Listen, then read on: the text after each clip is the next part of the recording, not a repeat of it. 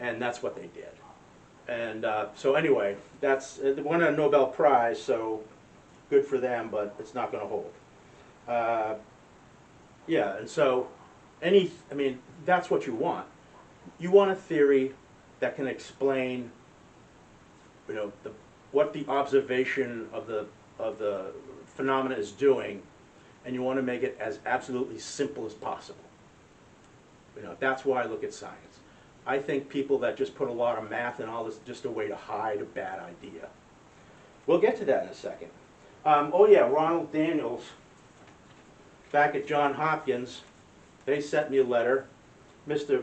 Prozorlik, he was a nice man. I talked to him. He was very nice. And I told him what was going on, and he said, well, I have to do this. I said, that's fine. So he was very nice.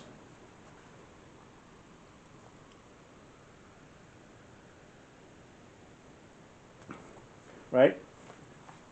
A very nice person. And I understood. But that doesn't make the accelerating universe any more truthful than it was before. So on we go to, so that's Ronald Daniels. Lee Bollinger.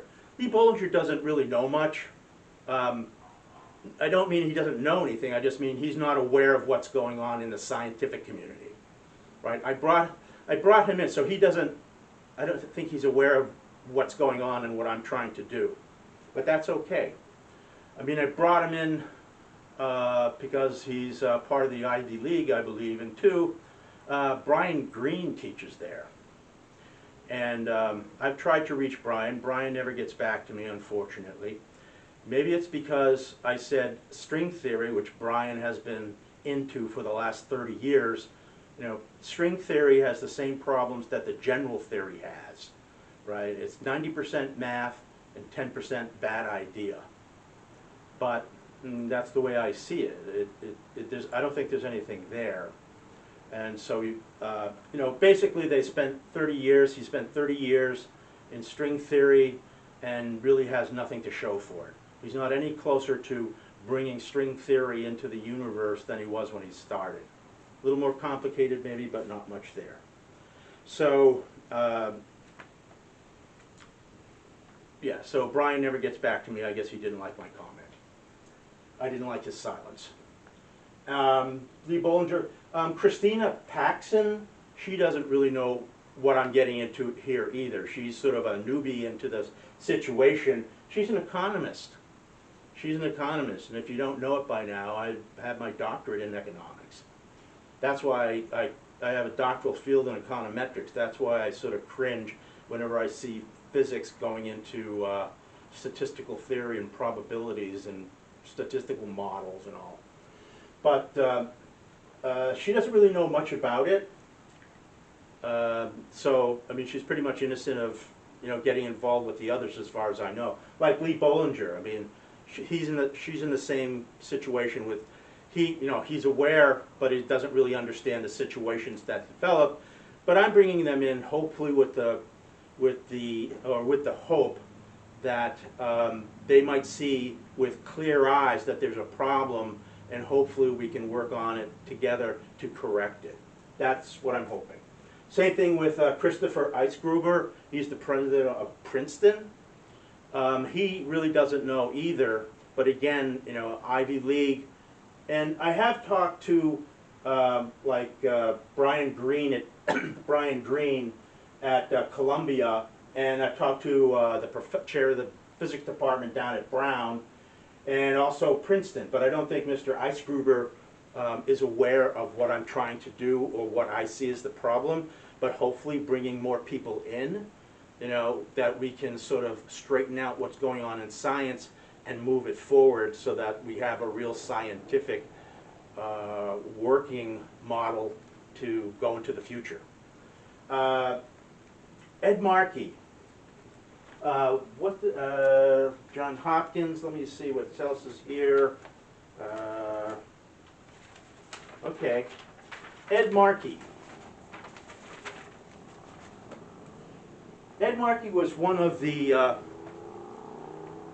people, Bill Keating wrote a letter, which I'll go into shortly. He's my U.S. representative. Uh, Elizabeth Warren wrote a letter for me to Mr. Rosenbaum. And then I asked Ed Markey for a letter to send out as well. And it was interesting because they put up this sort of grief, like, what? Write a letter on behalf of one of our constituents? We don't do that. It's like they've never written a letter before. I had to push them to get a letter out. And the problem is that after 2 years, Ed Markey still hasn't helped me. He never wrote a letter. I sent him all kinds of emails and letters, a fax. I called him up. He won't do anything. And then one day he was having last year about this time, he was having a town meeting here in Dennis, right? So he came down and he was talking about basically, I think, some environmental situations.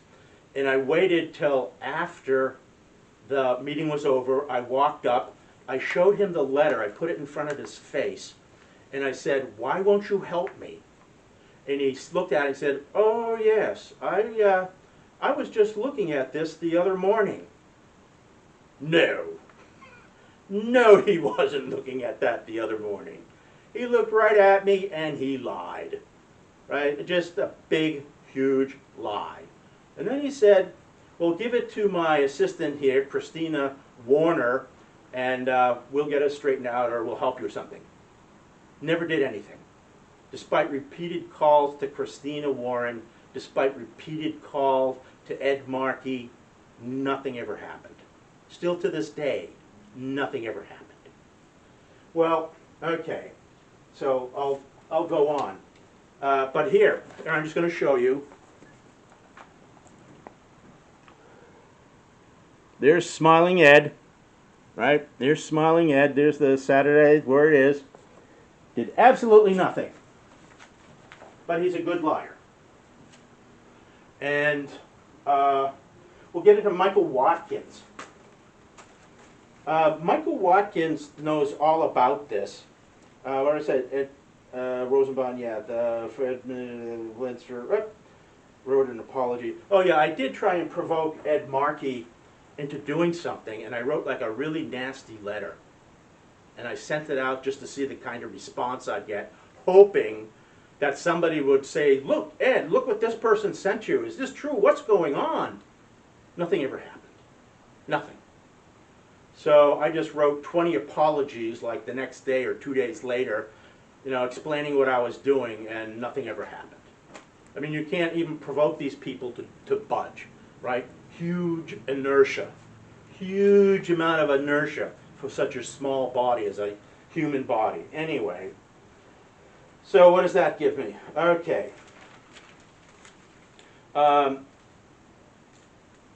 we're working down to the end here. Michael Watkins.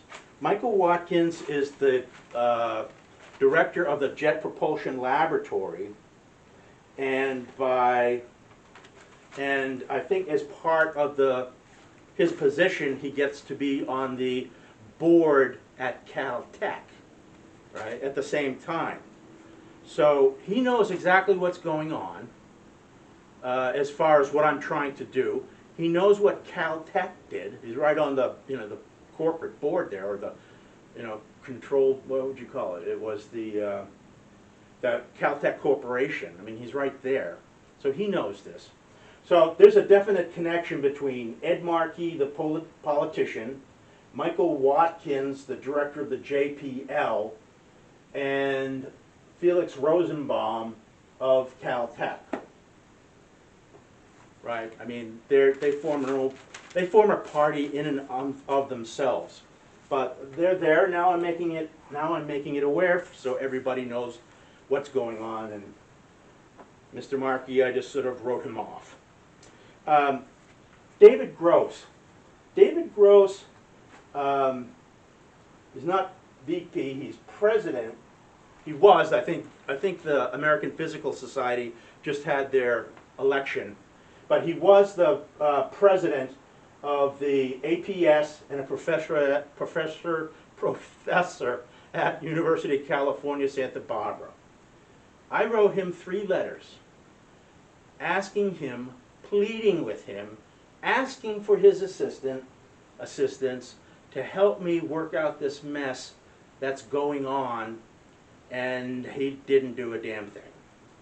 Doesn't matter. Emails, telephone calls, fax, it doesn't matter. Didn't do a damn thing. And I'm thinking to myself, I mean, he won a Nobel Award. I forget what it was for, but anyway, he won a Nobel Award. You'd think they'd be interested in science. No, they're not.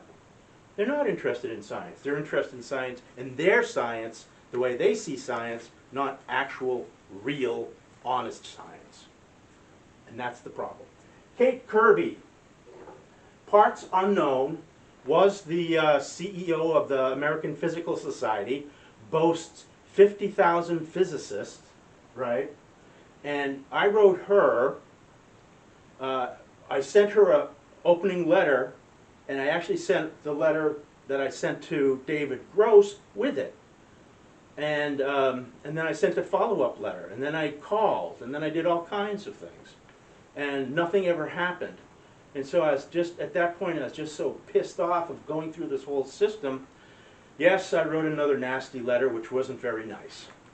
But a couple of days later, when I calmed down a little bit, I sent a nice letter to her, explaining, what the situation was and why I did it. I apologized for it. But I also said, here you are, a woman scientist, CEO of a large group of scientists, right, or physicists, and other women would look up to you as to what you do, because there's not a lot of women in the sciences, per se. In fact, back in 2005, I think it was, when Larry Summers was president of Harvard, he did a talk about why women are so underrepresented in the sciences and math and whatnot. So here she is, the CEO of the APS, and what's the point of being a woman, which I think the women have different characteristics. I think they're more unifying. I think they're more nurturing. I think they're more inclusive. They're certainly just as smart as men, and they can be tough when they need to be. I mean, so the women have a lot of characteristics that are helpful in a leadership position. And I said, what's the point of having that position if all you did is follow what the men told you to do? Right? What's the point? Right? So she never wrote back. I'll never hear from her, but that's okay. We go on. I wanted to bring in 2 things. One is, the 6 papers. One is the wall of silence that that I get, and I mean, like I said, that's just childish. Science is science. You can't really pick and choose, although they're trying to, what they want to do, and I think.